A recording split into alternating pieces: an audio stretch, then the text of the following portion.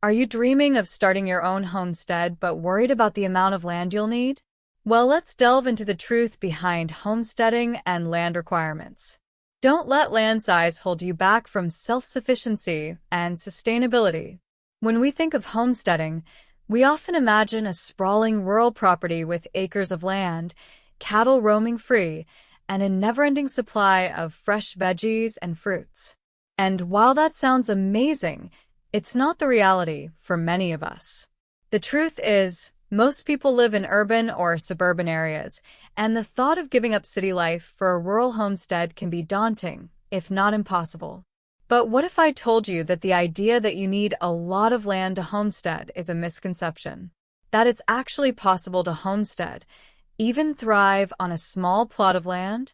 The misconception that you need a ton of land to homestead can be incredibly discouraging for aspiring homesteaders. It can make them feel like they're not good enough, or that they're somehow less capable because they don't have 20 acres to work with. This limiting belief can hold people back from even trying, and that's a shame. This misconception can also lead people to think that homesteading is only for those who are willing to make drastic lifestyle changes, like moving to a rural area or giving up their job to tend to their land. But what about those of us who want a homestead, but still need to work a 9-to-5 job or live in the city? Are we just out of luck? Absolutely not. The truth is, homesteading is for anyone who wants to take control of their food, their health, and their lifestyle, regardless of where they live or how much land they have. Let's explore some alternative homesteading methods that prove you don't need a ton of land to be successful. Urban homesteading is all about maximizing the space you have, whether that's a small backyard or even just a balcony. With a little creativity, you can grow your own herbs, veggies, and fruits in containers on walls, or even in vertical gardens. And it's not just about food. Urban homesteading also encompasses things like DIY cleaning products, natural pest control, and reducing waste. Container gardening is another fantastic option for small space homesteading. With the right containers and soil, you can grow everything from tomatoes to lettuce to carrots, all in a tiny footprint. And the best part is, you can move your containers around to make the most of the sun and shade in your yard.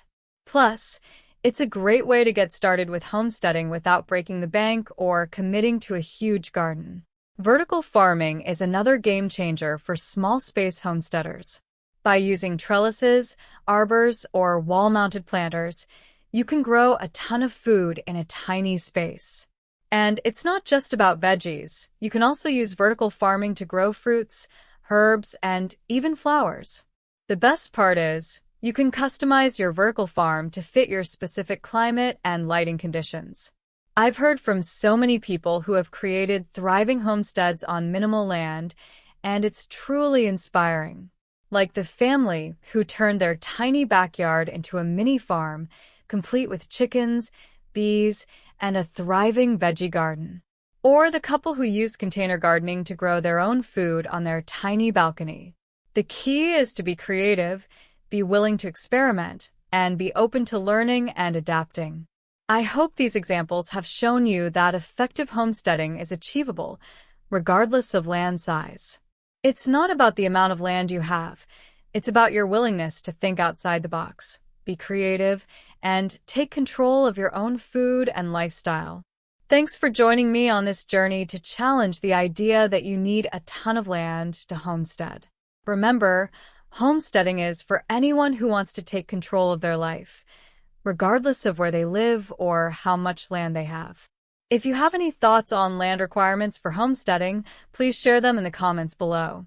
And don't forget to check out my other videos on homesteading tips and techniques. I'd love to hear from you. And as always, thanks for watching.